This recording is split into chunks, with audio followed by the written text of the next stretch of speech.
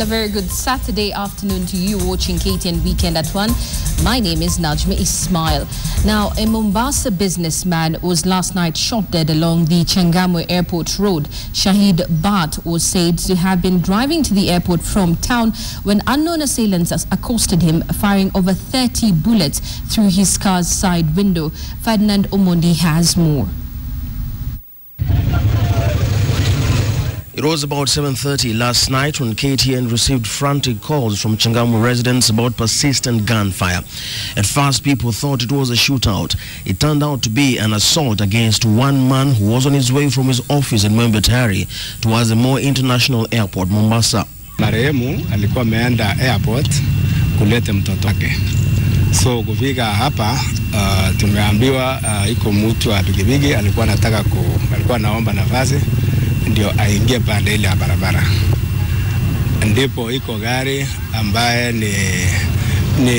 ni nyeusi, walisema ni nyeusi kwa sababu ilikuwa ni usiku. Ilitokea na majambazi wakatoka wakapiga marehemu. The victim was Shahid Bhat, a prominent Mombasa tycoon and proprietor of the popular Modern Coast Transport Services. At least 30 bullets ripped through the driver's car window, shattering his head. Other bullets came out through the other side window and even through the roof. The assailants then sped off in what police identified as a blue car and opened fire on another pickup truck. Kufika karibu na petrol station, hiyo majambazi tena wakapiga watu ambaye walikuwa kwa pickup wakitoroka. I'm confirming to you that there was one child who was injured and also the father. We have taken them to the hospital. There were no other injuries. Kitui said they were pursuing the attackers, but no arrests have been announced yet. Last night's shooting initially raised speculation that the Changamwe police station was under attack, but police have since confirmed that it wasn't attacked. Rather, the shooters were still firing as they sped past the police station. The attack raises small concerns over rising insecurity in Mombasa. Now and every day there are incidents more than 1 to 10. Insecurity, killed people, robbing people, and we don't get any apprehension of these people.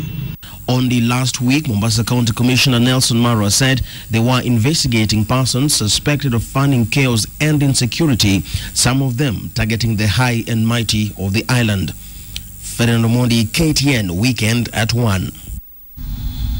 Well, President Uhuru Kenyatta has urged Kenyans to think and live as one people and to shun religious intolerance. He asked leaders to avoid dividing citizens along religious lines. KTN's Francis Ontomo now reports from KAKAMEGA. It was a dining circle that brought together the country's top leaders. President Uhuru Kenyatta and his deputy William Ruto joining Muslims in marking an important moment of the day, the iftar. For President Kenyatta, it was a moment to interact and embrace the Muslim fraternity. And unlike in the previous years when the event has been hosted in Nairobi and Mombasa, the occasion was observed at KAKAMEGA State Lodge.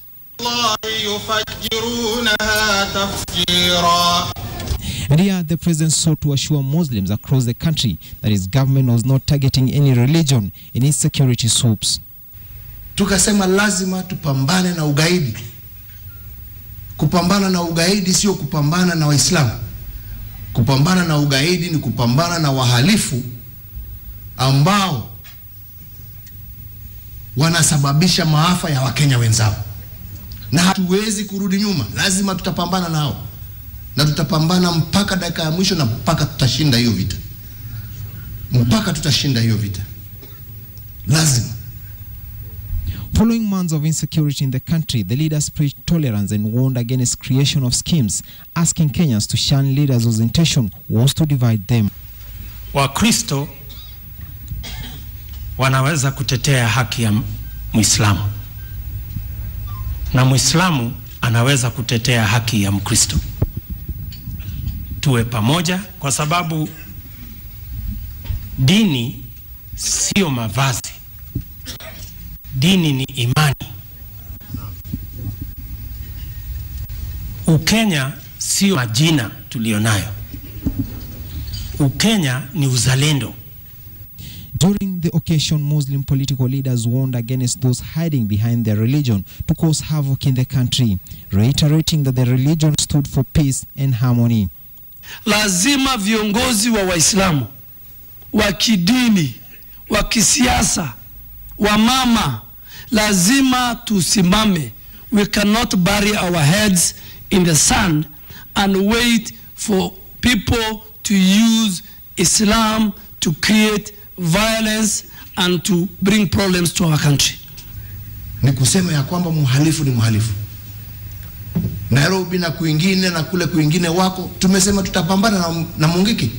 Mimi sisemi kwa sababu lazima muhalifu ni muhalifu. Lazima tumuondoe kati yetu. Ndio Wakenya waweze kuendelea mbele. Iftar is a crucial occasion in the Muslim calendar. It is an Arabic word that means the evening meal. During the time Muslims break their fast at the time of sunset during the Islamic month of Ramadan. Francis Zontomwa, KTN Weekend at 1.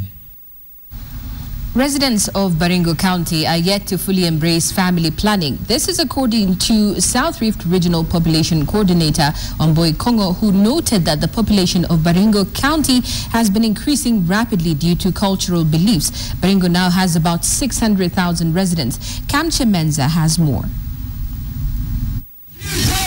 Residents of Baringo County turned up in large numbers to join the rest of the globe in marking the World Population Day.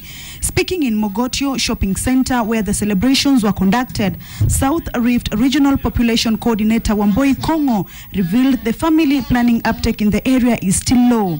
So we have been talking to people about planning their families so that we can make the increase gradual, so that we can be able to match the population increase with the resources we have.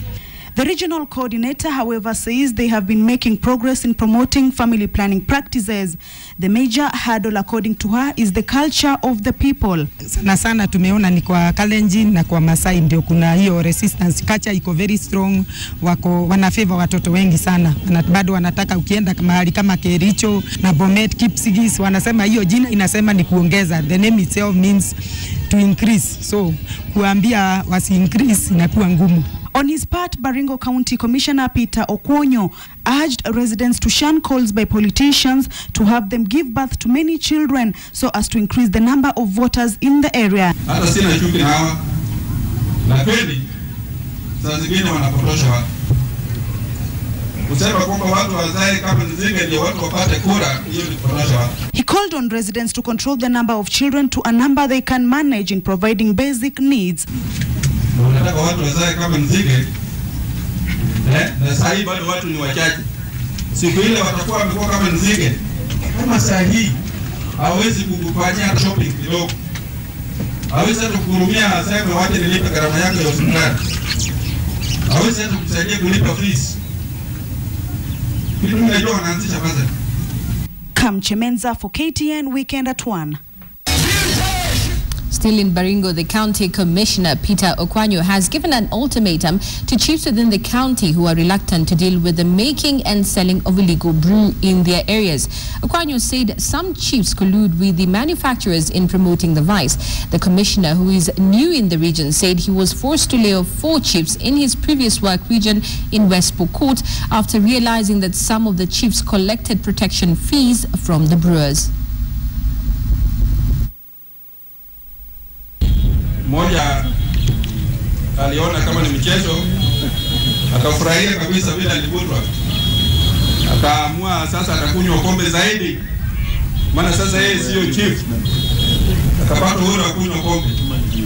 Baada ya mwezi mmoja akafa. Please, mkirudi nyumbani mjaribu kuhakikisha kwamba wale ambao wanatengeneza hii baramu mmepambana nao. Wale machifu ambao wamefanya kombe inaenea kwao. Na hiyo kazi itafanya kuhakikisha mtu kazi ambaye anaendelesha kazi ya pombe kwake, maana ni mtu ambaye hataki maendeleo. Elected leaders in Kitui County yesterday boycotted a meeting convened by the area governor Julius Malombe that was to discuss exploitation of minerals in the county. The county commissioner Mofat Kangi also skipped the meeting. Kitui South MP Rachel Nyamai and nominated MP Ben Mutemi are the only elected leaders who turned up following the invitation. The meeting brought together the county's professionals, business community and owners of land where the minerals are found. The forum aimed to develop mining policies and suggest legislation to guide the exploitation of minerals in the county, including coal, limestone and iron ore. During the meeting, it was agreed that no officer or investor should be brought on board without the consent of local leaders. Kitui County Executive in charge of Environment, George Mulatia, assured locals that mining had not started in the Mui coal basin.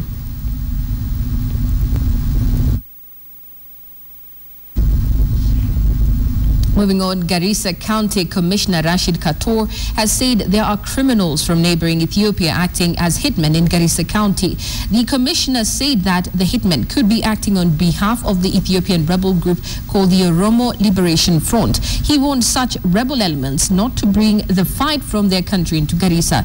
His warning comes just 2 days after the arrest of one of the suspected killers after the murder of a businessman in the town. Do not misuse or abuse our hospitality. If we are hosting you in Garissa, we want you to live within the laws of Garissa. People who send assassins here to shoot down their opponents will not be allowed to do that in this place. And I want to thank the people of Garissa who played a major role in arresting that agent who shot dead a business person in Garissa. That is the way to go. We will not live in fear. We will hunt them down wherever they are to ensure that people live in peace. Now, this year's SAFARICOM Safari Sevens will be held between September 26th and the 28th of September at the SAFARICOM Stadium in Kasarani. The tournament was launched last night and it will kick off with the Kabe Berry Sevens on August 2nd and 3rd, followed by the Dallas Sevens in Kisumu. Another sector where we will need your participation and your help as we take the SAFARICOM series to the country. We are coming up with a new constitution that is going to devolve the way we manage our affairs. We are coming up with sub-unions and would like every sub-union to have its own high-performance center. So that message goes to Mbuvi, my friend in Kenya Airways.